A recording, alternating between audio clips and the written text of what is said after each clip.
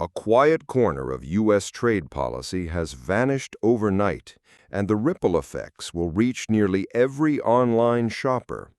The de minimis tariff exemption, once a technical footnote, allowed millions of low-value parcels to enter the country tax-free each day. As of August 29, 2025, that exemption is gone. So what was it? De minimis is Latin for about things too small to matter. In customs law, it meant that if a shipment was valued below a set dollar threshold, customs inspectors waved it through without collecting duties. The threshold existed since the 1930s, but the game changer came in 2016 when Congress lifted it from $200 to $800. Pair that with the e-commerce boom, and a loophole turned into a superhighway. The numbers tell the story.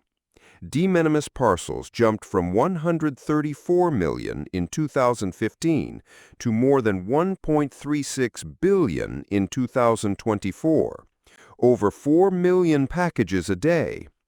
Fast fashion platforms such as Shein and Temu built entire business models around it, shipping single items straight from factories to U.S. doorsteps and sidestepping tariffs in the process. That ends now. An executive order signed by President Donald Trump scrapped the $800 threshold for every country, fast-tracking a phase-out that Congress had delayed until 2027. The rollout began with China and Hong Kong in May, then broadened worldwide on August 29th, leaving businesses just months, sometimes weeks, to adjust. Why the sudden move? The White House cited two main concerns: security and safety. According to the Department of Homeland Security, roughly 90% of cargo seizures in fiscal 2024, including counterfeit goods, narcotics, and fentanyl, originated in de minimis shipments. Because these parcels skipped detailed screening, officials argued they were an easy channel for illegal products. Fair competition. Domestic retailers paid duties on bulk imports. Foreign sellers using de minimis did not. A House report estimated that Shein and Temu alone accounted for more than 30% of all de minimis packages. U.S. brands claimed this undercut prices and cost American jobs. The previous administration had also warned that goods made with forced labor could slip through the gap. The impact is immediate and widespread. Prices at checkout. One 2025 study projected the end of de minimis would cost U.S. consumers at least $10.9 billion a year, about $136 per family. Low-income households, which rely more on inexpensive imports, are expected to feel the greatest pinch. Small global sellers. Independent artisans on Etsy, eBay, and similar platforms often send one-off items to U.S. buyers.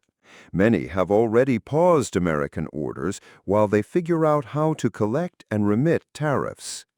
A Canadian bridal accessories maker, who counts the U.S. for 70% of her sales, called the change devastating. Big brands. Multinationals weren't immune. Tapestry, the parent of Coach and Kate Spade, warned investors of a $160 million hit to annual profit. Analysts flagged similar headwinds for Lululemon and other apparel names. Fast fashion titans.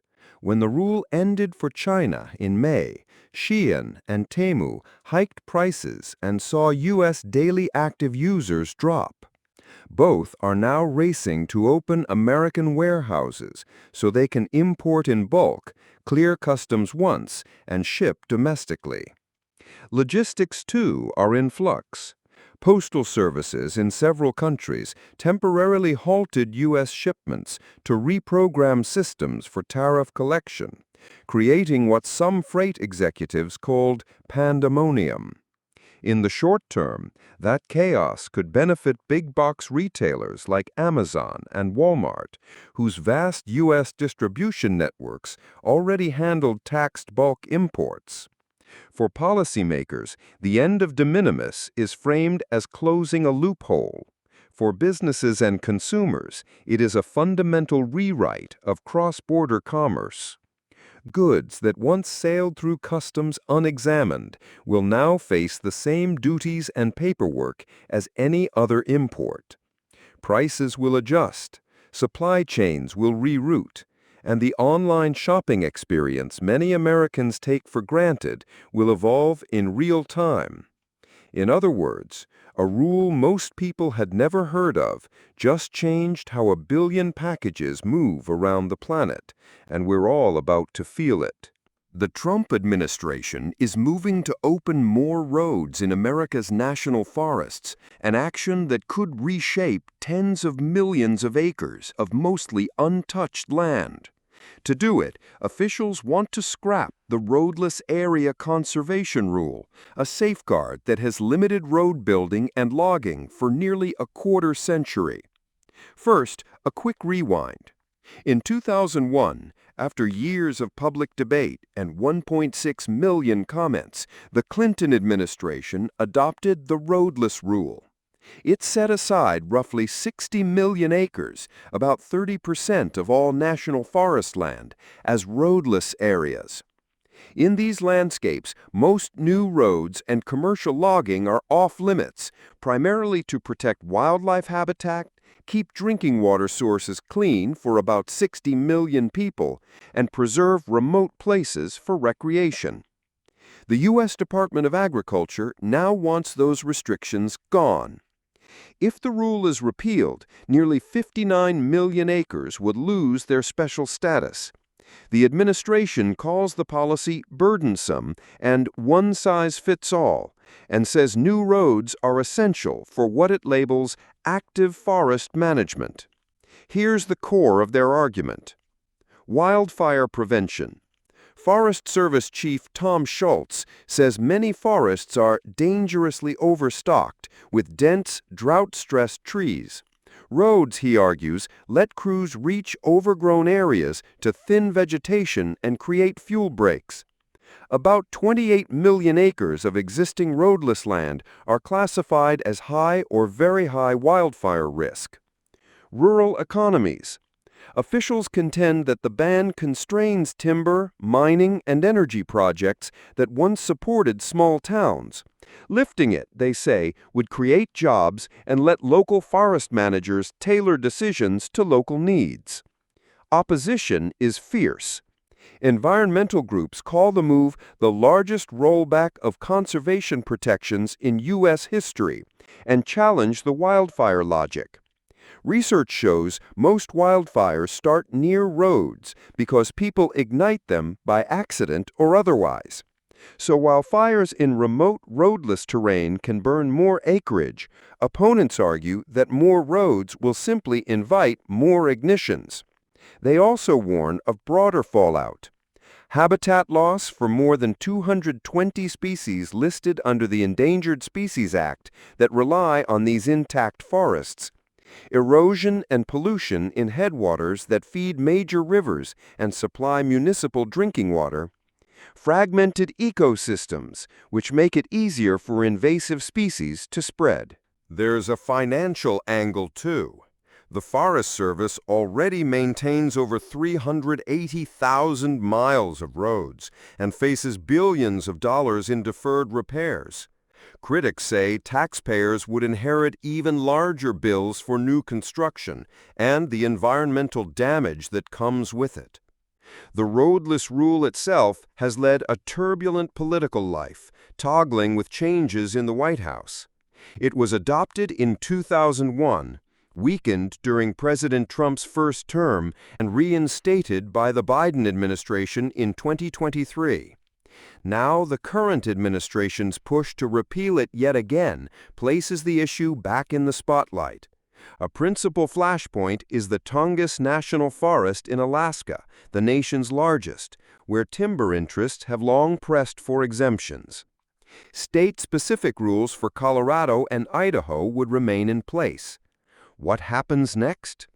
The Department of Agriculture has opened a 21-day public comment period, running from August 29 to September 19, 2025. During that window, any member of the public can submit feedback on the proposal. Meanwhile, some lawmakers have introduced the Roadless Area Conservation Act. If Congress passes it, the 2001 rule would become permanent federal law, making it far harder for future administrations to dismantle.